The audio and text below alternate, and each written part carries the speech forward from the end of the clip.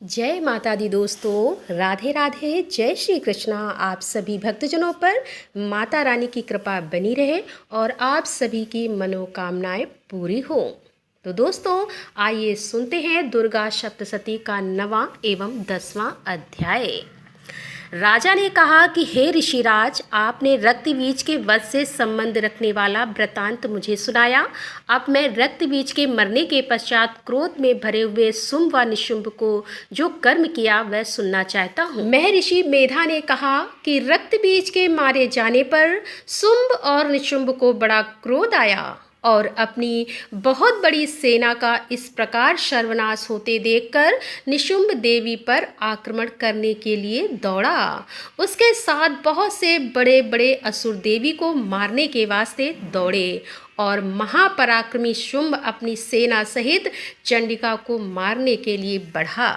फिर शुंभ और निशुंभ का देवी से घोर युद्ध होने लगा और वह दोनों असुर इस प्रकार देवी पर बाण फेंकने लगे जैसे मेघों से वर्षा हो रही हो। उन दोनों के चलाए हुए बाणों को देवी ने अपने बाणों से काट डाला और अपने शस्त्रों की वर्षा से उन दोनों दैत्यों को चोट पहुंचाने लगी।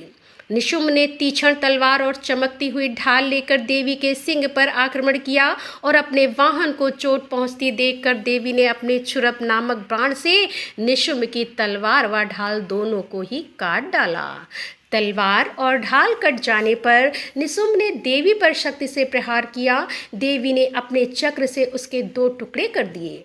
फिर क्या था, दैत्य मारे क्रोध के जल भुन गया और उसने देवी को मारने के लिए उसकी ओर शूल फेंका, किंतु देवी ने अपने मुक्के से उसको चूर चूर कर डाला। फिर उसने देवी पर गदा से प्रहार किया। देवी ने त्रिशूल से गदा को भस्म कर डाला। इसके पश्चात वह फरसा हाथ में लेकर देवी की ओर लपका और देवी ने अपने तीखे बाणों से उसे धरती पर सुला दिया। अपने पराक्रमी भाई निशुंभ के इस प्रकार से मरने पर शुंभ क्रोध में भरकर देवी को मारने के लिए दौड़ा। वह रथ में बैठा हुआ उत्तम आयुधों से सुशोभित अपनी 8 बड़ी बड़ी भुजाओं से सारे आकाश को ढके हुए था। शुंभ को आते देखकर देवी ने अपना शंख बजाया और धनुष की टंकोर का भी अत्यंत दुस्साहस शब्द किया। साथ ही अपने घंटे के शब्द से, जो कि संपूर्ण दैत्य सेना के तेज को नष्ट करने वाला था, संपूर्ण दिशाओं में व्याप्त कर दिया। इसके पश्चात देवी के सिंह ने भी अपनी दहाड़ से, जिसे सुन बड़े बड़े बलवानों का मत चूर चूर हो जाता था, आकाश, पृथ्वी और 10 दिशाओं को पूरित कर दिया। फिर आकाश में उछलकर काली ने अपने दांतों तथा हाथों को पृथ्वी पर पटका। उसके ऐसा करने से ऐसा शब्द हुआ जिससे कि उससे पहले के सारे शब्द शांत हो गए। इसके पश्चात शिवदूती ने असुरों के लिए भय उत्पन्न करने वाला अट्टहास किया, जिसे सुनकर दैत्य थर्रा उठे और शुंभ को बड़ा क्रोध हुआ।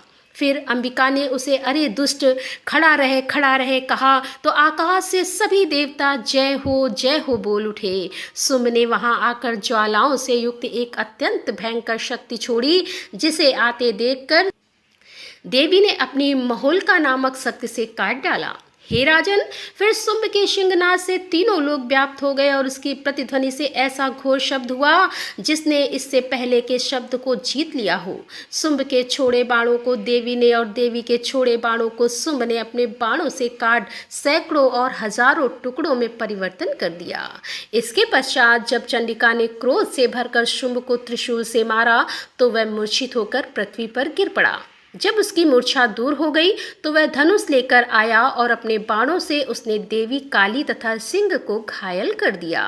फिर उस राक्षस ने 10,000 भुजाएं धारण करके चक्रादि आयुधों से देवी को आच्छादित कर दिया। तब भगवती दुर्गा ने कुपित होकर अपने बाणों से उन चक्रों तथा बाणों को काट डाला। यह देखकर निशुंभ हाथ में गदा लेकर चंडिका को मारने के लिए दौड़ा। उसके आते ही देवी ने तीक्ष्ण धार वाले खड़ग से उसकी गदा को काट डाला। उसने फिर त्रिशूल हाथ में ले लिया। देवताओं को दुखी करने वाले निशुंभ त्रिशूल हाथ में लिए हुए आता देखकर चंडिका ने अपने शूल से उसकी छाती पर प्रहार किया और उसकी छाती को चीर डाला। शूल विदीर्ण हो जाने पर जैसा ही महापराक्रमी दैत्य ठहर जा कहता हुआ निकला, उसको देखकर देवी ने बड़े जोर से ठहाका लगाया। अभी वह निकलने ही न पाया था कि उसका सिर अपनी तलवार से काट डाला। सिर के कटने के साथ ही वह पृथ्वी पर गिर पड़ा। तदंतर सिंह दहाड़ दहाड़ कर अस्त्रों का भक्षण करने लगा और काली शिवदूती भी राक्षसों का रक्त पीने लगी। कौमारी की शक्ति से कितने ही महादैत्य नष्ट हो गए। ब्रह्मा जी के कमंडल के जल से कितने ही असुर समाप्त हो गए। कई दैत्य महेश्वरी के त्रिशूल से विदीर्ण होकर पृथ्वी पर गिर पड़े और वाराही के प्रहारों से छिन्न भिन्न होकर धराशायी हो गए। वैष्णवी ने भी अपने चक्र से बड़े बड़े महापराक्रमियों का कचुमर निकालकर उन्हें यमलोक भेज दिया और इंद्री से कितने ही महाबली राक्षस टुकड़े टुकड़े हो गए।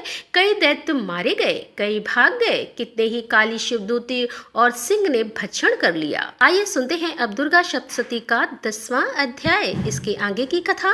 हे राजन, अपने प्यारे भाई को मरा हुआ जान तथा सेना को नष्ट हुई देखकर क्रोध में भरकर दैत्यराज शुंभ कहने लगा, दुष्ट दुर्गे, तू अहंकार से गर्व मत कर, क्योंकि तू दूसरों के बल पर लड़ रही है। देवी ने कहा, हे दुष्ट, देख, मैं तो अकेली ही हूँ, इस संसार में मेरे सिवा दूसरा कौन है। यह सब मेरी शक्तियाँ हैं, देख, ये सब की सब मुझ में प्रविष्ट हो रही हैं। इसके पश्चात ब्राह्मणी आदि सब देवियां उस देवी के शरीर में लीन हो गईं और देवी अकेली रह गई। तब देवी ने कहा, मैं अपनी ऐश्वर्य शक्ति से अनेक रूपों में यहाँ उपस्थित हुई थी, उन सब रूपों को मैंने समेट लिया है, अब अकेली ही यहाँ खड़ी हूँ, तुम भी यहीं ठहरो। महर्षि मेधा ने कहा, तब देवताओं तथा राक्षसों को देखते देखते देवी तथा शुंभ में भयंकर युद्ध होने लगा। अंबिका देवी ने सैकड़ों अस्त्र शस्त्र छोड़े, उधर दैत्यराज ने भी भयंकर अस्त्रों का प्रहार आरंभ कर दिया। देवी के छोड़े हुए सैकड़ों अस्त्रों को दैत्य ने अपने अस्त्रों द्वारा काट डाला। इसी प्रकार शुंभ ने जो अस्त्र छोड़े उनको देवी ने अपनी भयंकर हुकार के द्वारा ही काट डाला। दैत्य ने जब सैकड़ों बाण छोड़कर देवी को ढक दिया तो क्रोध में भरकर देवी ने अपने बाणों से उसका धनुष नष्ट कर डाला। धनुष कट जाने पर दैत्येंद्र ने शक्ति चलाई, लेकिन देवी ने उसे भी काट कर फेंक दिया। फिर दैत्येंद्र चमकती हुई ढाल लेकर देवी की ओर दौड़ा, किंतु जब वह देवी के समीप पहुंचा तो देवी ने अपने तीक्ष्ण बाणों से उसकी चमकने वाली ढाल को भी काट डाला। फिर दैत्येंद्र का घोड़ा मर गया, रथ टूट गया, सारथी मारा गया। तब वह भयंकर मुदर लेकर देवी पर आक्रमण करने के लिए चला, किंतु देवी ने अपने तीक्ष्ण बाणों से उसके मुदर को भी काट दिया। इस पर दैत्य ने क्रोध में भरकर देवी की छाती में बड़े जोर से एक मुक्का मारा। दैत्य ने जब देवी को मुक्का मारा तो देवी ने भी उसकी छाती में जोर से एक थप्पड़ मारा। थप्पड़ खाकर पहले तो दैत्य पृथ्वी पर गिर पड़ा, किंतु तुरंत ही वह उठ खड़ा हुआ। फिर वह देवी को पकड़कर आकाश की ओर उछला और वहां जाकर दोनों में युद्ध होने लगा। वह युद्ध ऋषियों और देवताओं को आश्चर्य में डालने वाला था। देवी आकाश में दैत्य के साथ बहुत देर तक युद्ध करती रही। फिर देवी ने उसे आकाश में घुमाकर पृथ्वी पर गिरा दिया। दुष्ट आत्मा दैत्य पुनः उठकर देवी को मारने के लिए दौड़ा। तब उसको अपनी ओर आता हुआ देखकर देवी ने उसकी छाती विदीर्ण करके उसको पृथ्वी पर पटक दिया। देवी के त्रिशूल से घायल होने पर उस दैत्य के प्राण पखेरु उड़ गए और उसके मरने पर समुद्र, द्वीप, पर्वत और पृथ्वी सब कांपने लगे। तदंतर उस दुष्टात्मा के मरने से संपूर्ण जगत प्रसन्न व स्वस्थ हो गया तथा आकाश निर्मल हो गया।